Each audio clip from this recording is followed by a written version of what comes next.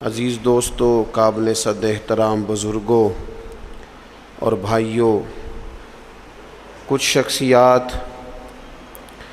کچھ لوگ، کچھ حوالے ایسے ہیں کہ جن کا نام ہی، جن کا تذکرہ ہی بزرگی کی علامت ہے، اور جن لوگوں کا ذکر ہی انسان کے دل کو سکون عطا کر دیتا ہے۔ اللہ تبارک و تعالیٰ کے کچھ محبوب بندے اس طرح کے بھی ہیں کہ جن کی زندگی ساری کی ساری اس کی محبت میں، اپنے مالک کی فرما برداری میں، اس کے دین حق کے پیغام کی آبیاری میں گزر گئی، اور انہوں نے اپنے شب و روز سارے کے سارے اپنے مالک حقیقی کے نام کر دیے۔ وہ لوگ اتنے عظیم ہیں، اتنے قابل قدر ہیں کہ اگر آج بھی ان کے تذکرے اپنے دل کے اندر بٹھائے جائیں تو اللہ تبارک و تعالیٰ دلوں میں اپنی محبت پیدا فرما دیتا۔ یقیناً ہم ہر روز کوئی نہ کوئی بات تو کرتے ہی ہیں، کوئی نہ کوئی ذکر تو چھیڑتے ہیں، کوئی نہ کوئی تذکرہ تو ہمارے پیش نظر رہتا ہی ہے۔ تو کیوں نہ ان لوگوں کے تذکرے زیادہ کیے جائیں جن کے تذکرے اللہ کے قرآن نے فرمائے، جن کی باتوں کو، جن کے انداز کو، جن کی گفتگو کو رب کریم نے قرآن حکیم میں بیان فرمایا۔ انہی عالی مرتبت، ذی وقار، اولی العزم لوگوں میں سے ایک بڑی ہستی حضرت ابراہیم علیہ السلام کی ہے۔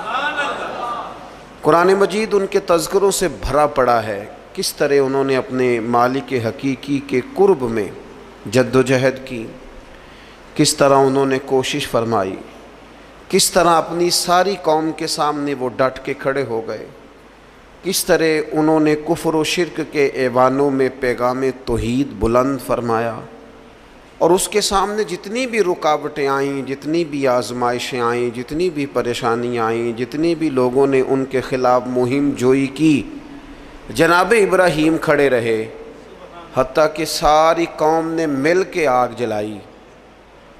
جلانے والے سارے تھے اور جلنے کے لیے تیاری صرف حضرت ابراہیم خلیل کی تھی۔ ان ساری آزمائشوں سے، ساری تکالیف سے، سارے دکھوں سے حضرت خلیل علیہ السلام جب ہو گزرے تو رب کریم نے فرمایا وَاتَّخَذَ اللَّهُ إِبْرَاهِيمَ خَلِيلًا، فرمایا اللہ تعالیٰ نے ابراہیم علیہ السلام کو اپنا گہرا دوست بنا لیا۔ ابراہیم علیہ السلام رب کے گہرے دوست ہیں، خلیل ہیں۔ نبی اکرم نور مجسم شفیع معظم صلی اللہ تعالیٰ علیہ وسلم تو حبیب ہے نا اللہ کے، حضور تو امام ہے نا رسولوں کے۔ نبی پاک کو تو اللہ نے جناب ابراہیم علیہ السلام سے بھی اونچی اور بلند رتبہ شان عطا فرمائی ہے نا، لیکن اس کے باوجود کہ حضور امام الانبیاء ہیں، سرور انبیاء ہیں، سید الرسل ہیں، اس کے باوجود رسول پاک نے جناب ابراہیم کی عظمتوں کو بیان فرمایا۔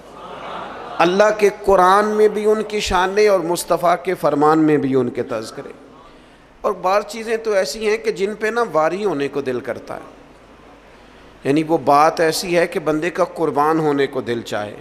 اگر بندہ ہو نا صاحب دل، اور دل بھی اس طرح کا ہو کہ وہ کبھی کبھی دھڑکتا بھی ہو کسی کے لیے، اس میں محبت بھی ہو اللہ رسول کی، تو پھر وہ نا باتیں ایسی ہیں کہ جو تھوڑی سی نا کھینچ لیتی ہیں اپنی طرف۔ حضور علیہ السلام فرماتے ہیں قیامت کے دن نا لوگ کہیں گے، یہ حضور نے بیان فرمایا، کریم محبوب علیہ السلام فرمانے لگے قیامت کے دن لوگ کہیں گے جناب ابراہیم سے کہ آپ اللہ کے دوست ہیں، اس بات کا چرچا آسمانوں میں بھی ہے اور زمینوں میں بھی ہے۔ وَاتَّخَذَ اللَّهُ إِبْرَاهِيمَ خَلِيلًا، آپ رب کے دوست ہیں تو یہ بات ڈھکی چھپی نہیں، یہ محبت عروج پکڑ گئی، شہرت پا گئی، یعنی زمانے کو پتہ چل گیا کہ جناب ابراہیم اللہ کے گہرے دوست ہیں، دنیا کو اس کا پتہ چل گیا۔ حضور فرماتے ہیں یہ ذکر ہوگا قیامت کے دن۔ آپ اس شخص کی عظمت کو سمجھ سکتے ہیں کہ جن کے تذکرے، جن کے القابات، جن کی شانیں اس زبان سے بیان ہوں جس زبان سے رب چاہتا ہے کہ اس کی توحید کا تذکرہ ہو۔ قُلْ هُوَ اللَّهُ أَحَدٌ، محبوب آپ فرما دیں کہ اللہ ایک ہے۔ حضرت ابراہیم علیہ السلام کی عظمت، ایک شخص نے حضور کی بارگاہ میں آ کے عرض کی یا خیر البریہ، اے ساری مخلوق سے بہتر. تو محبوب نے مسکرا کے دیکھا، آنکھیں کھولی، محبت بھرے انداز میں فرمایا یہ جو تم نے مجھے خیر البریہ کہا ہے نا، یہ تو حضرت ابراہیم علیہ السلام ہے. گویا حضور فرمانے لگے یہ لقب جناب ابراہیم کا ہے. اپنے اپنے القابات ہوتے ہیں نا، آج کل القابات چوری کرنے کا بھی بڑا مزاج ہے، بڑا مزاج ہے، سب کو لقب چوری کرنے، یہ بھی میرا حصہ ہے، یہ بھی میرا حصہ ہے، یہ بھی میرا. خلیل اللہ انہی کا لقب ہے. اور حضور نے سب کی عظمتیں بیان کر کے اپنی شان، اپنی عظمت اپنی امت کو بتائی. فرمایا جناب موسیٰ کلیم اللہ ہیں اور بے شک ہیں، حضرت عیسیٰ روح اللہ ہیں اور بے شک ہیں. فرمایا جناب اسماعیل ذبیح اللہ ہیں اور بے شک ہیں، حضرت ابراہیم خلیل اللہ ہیں اور ہیں.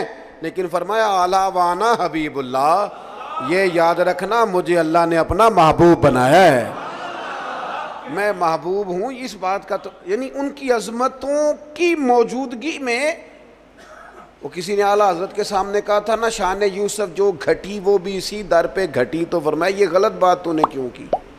حضور کسی کو گھٹانے تو آئی نہیں. کہا پھر کیا کہنا چاہیے؟ فرمایا کہو شان یوسف جو بڑی وہ بھی اسی در سے بڑی. یہیں سے کرم ہوا جناب یوسف پر، ان کے تذکرے قرآن پاک میں آئے. قیامت تک جناب یوسف کا نام تلاوت کیا جائے گا. تو نبی پاک نے جناب ابراہیم علیہ السلام کی عظمتوں کو فرمایا خیر البریہ تو ان کا لقب ہے، یہ تو ان کو کہا جاتا ہے. حضور کے جو القابات ہیں وہ تو گنے نہیں نہ جا سکتے، لیکن نبی پاک علیہ السلام تو شانے دینے آئے ہیں نا، عظمت عطا فرماتے ہیں. حضرت ابراہیم کی عظمت جو امت کے دلوں میں حضور نے بٹھائی ہے، ان کی بلندی، ان کی شان، ان کا مرتبہ، ان کا مقام. میں نے کہا حضور امام الانبیاء ہیں، حضور سرور انبیاء ہیں، نبی پاک علیہ السلام امام ہیں جناب ابراہیم کے. حضرت ابراہیم نے بیت المقدس میں حضور کے پیچھے نماز ادا کی ہے. پر حضور فرمانے لگے ہر نبی نے نبیوں میں سے کسی نہ کسی کو دوست بنایا، نبیوں کی نبیوں سے دوستیاں ہوئیں. تو فوراً ذہن کی سطح پر سوال اٹھتا تھا حضور آپ کا دوست کون ہے؟ انبیاء کی صفوں میں ایک دوسرے سے دوستیاں لگیں، ہر نبی کی کسی پیغمبر سے دوستی ہوئی. تو یا رسول اللہ آپ کا دوست کون ہے؟ حضور فرمانے لگے میرے دوست وہی ہیں جنہیں اللہ نے اپنا خلیل بنایا ہے. واتخذ اللہ ابراہیم خلیلا، وہ میرے دوست ہیں جنہیں اللہ نے اپنا دوست بنایا. اور بعض چیزیں تو ایسی باریک ہیں کہ وہ جیسے بندہ زیادہ گہرائی میں نہیں اتر جاتا، زیادہ باریک ہو جاتا ہے اور چیزوں کو بڑی قریب کی سطح تک آ کے اس خوبصورتی اور اس کا حسن ملاحظہ کرتا ہے. اور انسان ان ساری نسبتوں سے بھی پیار کرتا ہے جن کا تعلق محبوب سے ہو جاتا ہے، ان گلیوں سے بھی پیار ہو جاتا ہے، ان رستوں سے بھی پیار ہو جاتا ہے. کسی نے بابا فرید سے رستہ پوچھا تھا دلی میں کسی شہر کا، کسی محلے کا، کسی علاقے کا، تو فرمانے لگے نہیں آتا.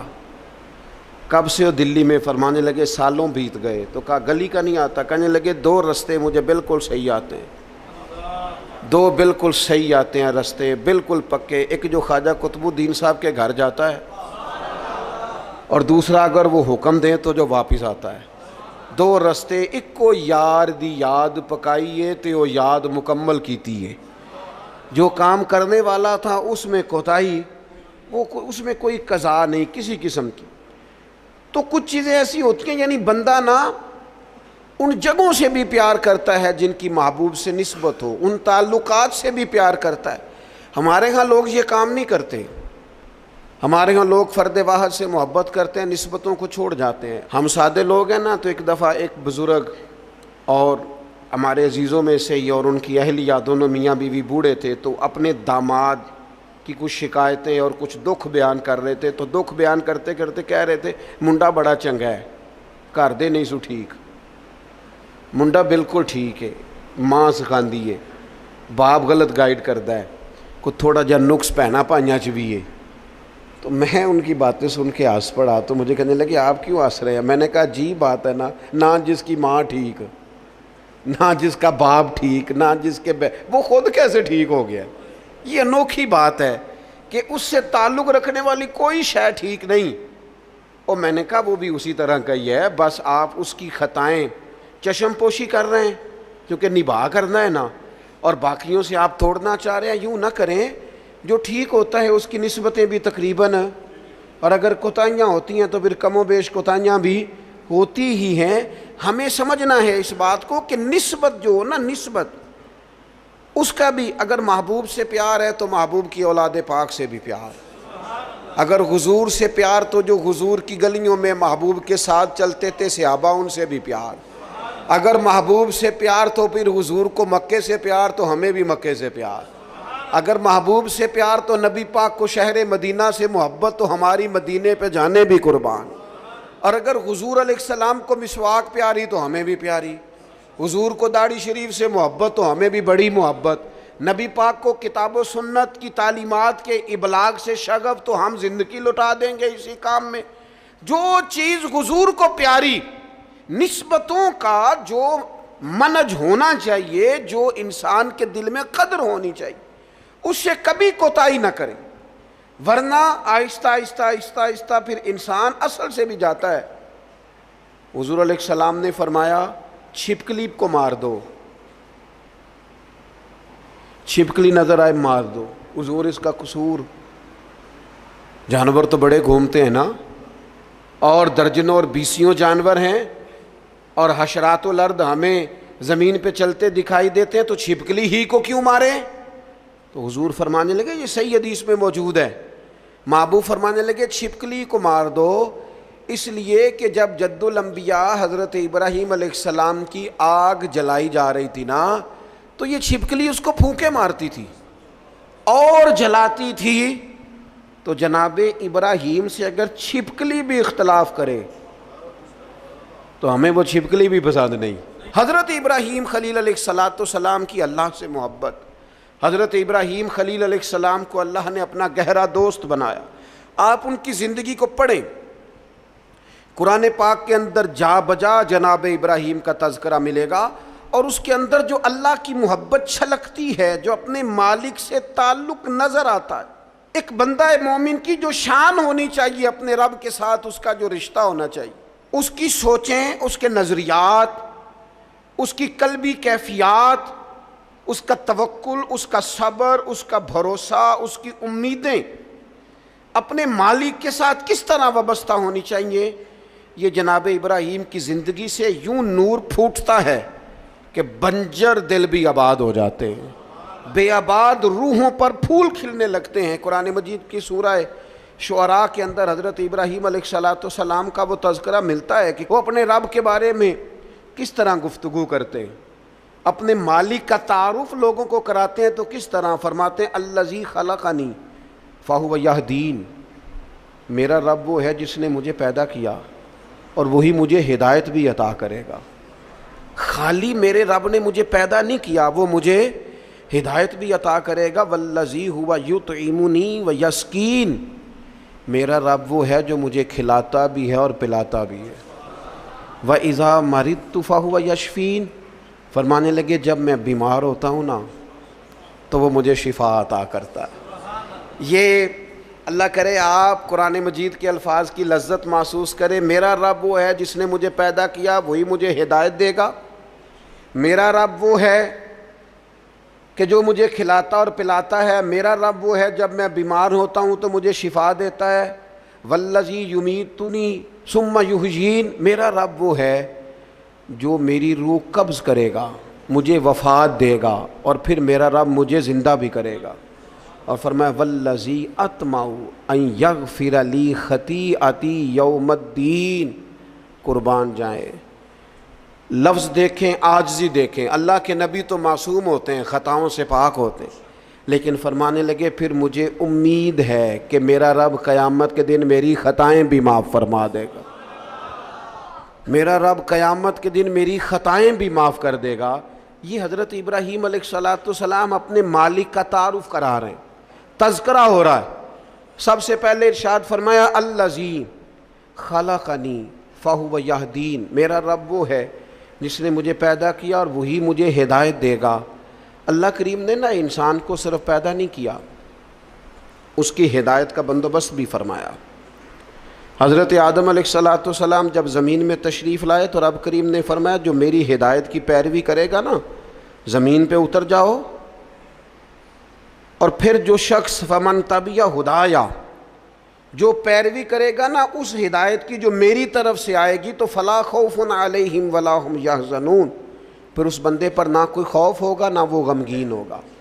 اللہ کی طرف سے جو ہدایت آتی ہے، کب؟ وحی کے ذریعے، قرآن پاک کے ذریعے، اللہ تبارک و تعالیٰ کے انبیاء کے ذریعے علیہم السلام جو ہدایت آتی، جو لوگ اس ہدایت کی پیروی کرتے ہیں۔ قرآن مجید میں دوسری جگہ اللہ کریم نے فرمایا سبح اسم ربک الاعلی الذی خلق فسوی، فرمایا اپنے رب کے نام کی تسبیح کیجئے جو سب سے بلند ہے، جس نے پیدا کیا ہے، والذی قدر فہدی، جس نے اندازہ مقرر کیا ہے اور پھر جس نے ہدایت عطا فرمائی۔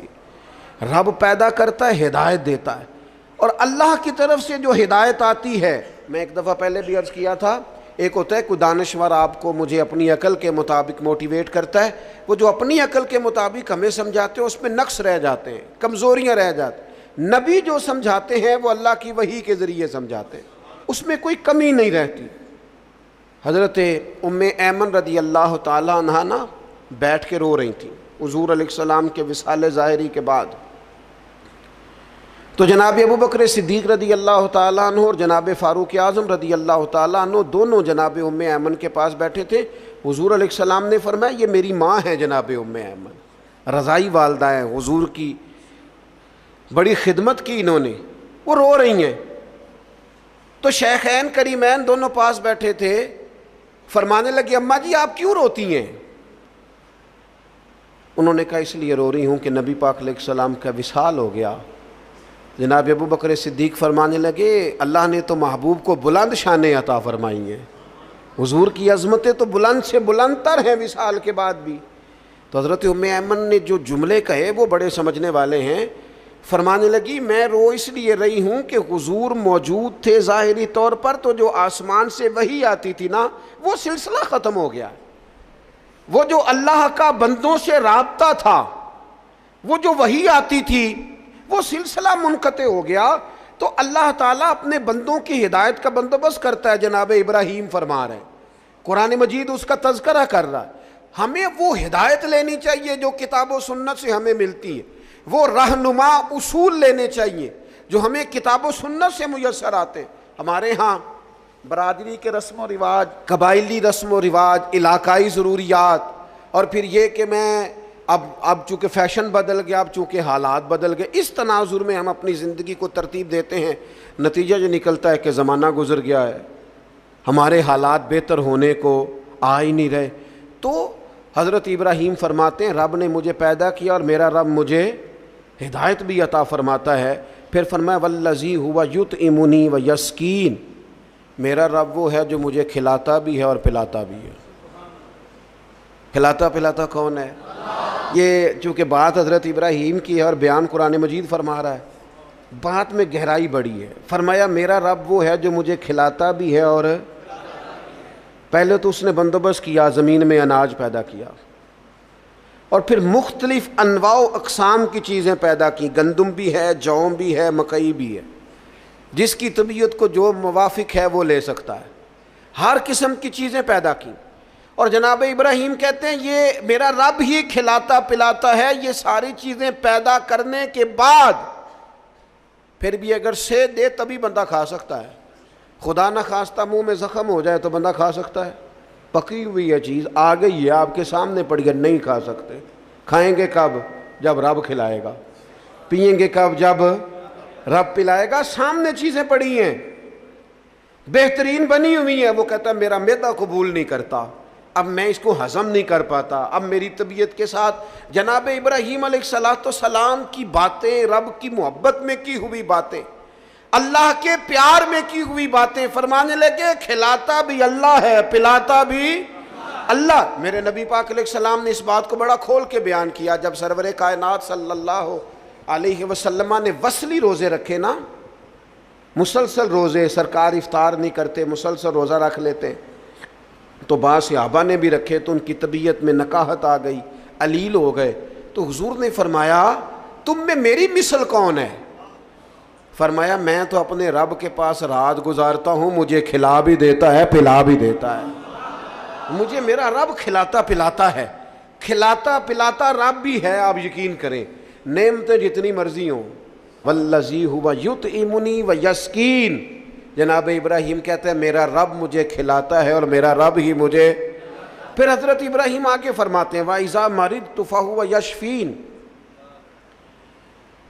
وَإِذَا مَرِضْتُ فَهُوَ يَشْفِينِ، فرمایا جب میں بیمار ہوتا ہوں تو میرا رب مجھے شفا. سبحان اللہ. جناب ابراہیم کا انداز دیکھیے، فرمایا بیمار میں ہوتا ہوں، یہ نہیں فرمایا وہ بیمار کرتا ہے، بیمار میں ہوتا ہوں. یہ عاجزی دیکھیں، یہ تعلیم امت دیکھیں، یہ سمجھانے کا انداز دیکھیں. جب میں بیمار ہوتا ہوں نا وہ مجھے شفا عطا کرتا ہے. اللہ کے انبیاء کرام علیہم السلام یا اولیاء کرام جب بیمار ہوتے ہیں نا تو ان کی بیماری آزمائش ہوتی ہے، ان کے درجات کی بلندی ہوتی ہے، اللہ کا قرب اور بڑھتا ہے. ان کی بیماری معاذ اللہ کسی قسم کی سزا نہیں ہوتی. لیکن میری اور آپ کی طرح کے لوگ، ہم جو گناہگار لوگ ہیں، ہم کیوں بیمار ہوتے ہیں جی؟ شوگر کیوں ہوتی ہے؟ زیادہ میٹھا کھایا، اپنے جسم کو آرام دہ کیا، کوئی ورزش نہیں کی، کوئی کوشش نہیں کی، کوئی جد و جہد نہیں کی. مومن کی زندگی اس طرح نہیں ہوتی کہ وہ ساری بستر کی نظر کر دے، وہ موبائل لے کے لیٹا ہے تو لیٹا ہی لیٹا ہے. یہ اس کی لائف نہیں ہوتی. مومن کی زندگی فعال ہوتی ہے، جد و جہد والی ہوتی ہے، کوشش والی ہوتی ہے، اس کے اندر ہمت اور توانائی پائی جاتی ہے. مومن کا کام ہے مسلسل آگے بڑھنا، کوشش کرنا. لیکن ہمارے ہاں اب وہ سستی، وہ روایتی آرام طلبی، اقبال کہنے لگے لہو مجھ کو رلاتی ہے جوانوں کی تن آسانی. تو یہ اسی طرح جو لوگ زیادہ چکنائی استعمال کرتے ہیں، وہ بد پرہیزی کرتے ہیں، زیادہ مرغ اور زیادہ مسالہ جات چیزیں استعمال کرتے ہیں تو کولیسٹرول ہو جاتا ہے، خدا نخواستہ دل کے امراض بڑھ جاتے ہیں اور بہت سارے امراض لاحق ہو جاتے ہیں. تو یہ ہماری جو بیماریاں ہیں نا وہ تو ہماری وجہ سے ہیں. تو جناب ابراہیم علیہ السلام فرمانے لگے جب میں بیمار ہوتا ہوں تو میرا رب مجھے شفا دیتا ہے. میں نے کہا اللہ کے نبی جو ہوتے ہیں، پیغمبر جو ہوتے ہیں، ان کی بیماری تو کسی ان کی معاذ اللہ کمزوری کی وجہ سے نہیں ہوتی، وہ تو معصوم ہے. فرمایا جب میں بیمار ہوتا ہوں، ہماری تعلیم کے لیے فرمایا جب میں بیمار ہوتا ہوں، کمزوری کی، غلطی کی، بیمار ہو گئے، لیکن وہ بڑا کریم ہے، وہ اپنے فضل سے شفا عطا فرما دیتا ہے. وہ اپنے بندوں کو، نبی پاک علیہ الصلوۃ والسلام فرماتے ہیں رب نے کوئی بیماری نہیں پیدا کی جس کی دوا نہ پیدا کی ہو. وہ میں اکثر کہتا ہوں بعض لوگ تھوڑے زیادہ نیک ہو جاتے ہیں، نیکی بھی تھوڑی چند قدم آگے گزار لیتے ہیں شریعت سے آگے، کچھ زیادہ ہی پرہیزگار ہو جاتے ہیں. وہ خدا کے بندے دائرہ شریعت کے اندر، حضور نے منع فرمایا تھا ساری رات کھڑے ہو کے عبادت نہ کرنا، کچھ دیر آرام بھی کرنا. جی میں نے عبادت ہی کی ہو، بھائی عبادت کر، پر جو دین تجھے بتاتا ہے اس کے دائرے میں رہ. وہ جی ہم دوائی نہیں استعمال کریں گے، ہمارا اللہ پہ بھروسہ ہے. او خدا کے بندے جب حضور فرما رہے ہیں، نبی کریم فرما رہے ہیں کہ اللہ نے کوئی مرض ایسا نہیں پیدا کیا جس کی دوا پیدا نہ کی ہو سوائے بڑھاپے اور موت کے.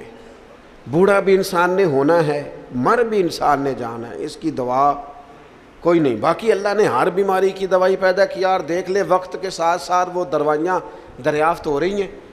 تو فرمایا میں بیمار ہوتا ہوں، میرا رب مجھے. حضرت امام جعفر صادق اس آیت کے تحت کیا فرماتے ہیں؟ فرماتے ہیں یہ ہماری تعلیم کے لیے نا، جب میں بیمار ہوتا ہوں تو میرا رب مجھے شفا عطا کرتا ہے. امام جعفر صادق فرماتے ہیں جب لوگ گناہ کر کے بیمار ہوتے ہیں نا تو اللہ انہیں توبہ کی توفیق دے کے شفا عطا فرما دیتا ہے. حضرت شیخ ابو بکر شبلی رحمۃ اللہ علیہ فرمانے لگے جب لوگ دنیا میں پوری طرح محو ہو جاتے ہیں اور دنیا داری کر کر کے بیمار ہو جاتے ہیں، پھر رب جب فضل کرے اور اپنے دیدار کی لذت پیدا کر دے تو اس کا مطلب ہے رب لذت پیدا کر کے شفا عطا فرما رہا. جب میں بیمار ہوتا ہوں تو پھر میرا رب مجھے شفا عطا کرتا ہے. والذی یمیتنی ثم یحیین، فرمایا وہی مجھے وفات دے گا اور پھر وہی مجھے زندہ بھی کرے گا، پھر کھڑا کرے گا قیامت کے دن مجھے. اور فرمایا والذی اطمع، مجھے امید لگ گئی ہے. اعلیٰ حضرت نے ترجمہ کیا ہے مجھے آس لگی ہے، یہ میری آس ہے. کیا؟ ان یغفر لی خطیئتی، کہ وہ میری خطائیں بخش دے گا. میں نے کہا انبیاء معصوم ہوتے ہیں، یہ بھی ہماری تعلیم کی. امید رکھو کسی جگہ بھی، کسی مقام پر نا امید نہ ہونا. اللہ معاف کرنے والا. امید لگی ہے کہ وہ میری خطائیں بخش دے گا. کب؟ یوم الدین، قیامت کے دن. وہ میری خطائیں صبح قیامت معاف کر دے گا. حضرت ابراہیم علیہ السلام کے تذکرے، جناب ابراہیم کی عظمتیں، اپنے مالک کو پہچاننا، اپنے رب سے دعائیں مانگنا، یعنی اس تصور کو بار بار اپنے دل میں پیدا کرنا کہ مجھے پیدا کرنے والا میرا اللہ ہے، ہدایت کا نور دینے والا میرا اللہ ہے، کھلانے پلانے والا میرا اللہ ہے، میں بیمار ہوتا ہوں تو شفا دینے والا میرا اللہ کریم ہے، وہی مجھے موت دے گا پھر وہی مجھے زندگی عطا کرے گا. امید ہے قیامت کے دن وہ میری خطائیں بھی معاف کر دے. اپنے دلوں میں یہ جذبہ لائیے، اپنے مالک کے حضور اپنا سر نیال جھکائیے، نکلیے تھوڑا سا دنیا کے جھمیلوں سے، دنیا کی باتوں سے. کیمرے کے پیچھے دنیا نہیں ہے، دنیا تو یہ ہے جو بستی ہے آپس میں. اللہ تعالی حضرت ابراہیم علیہ السلام کی محبت کا فیضان عطا کرے.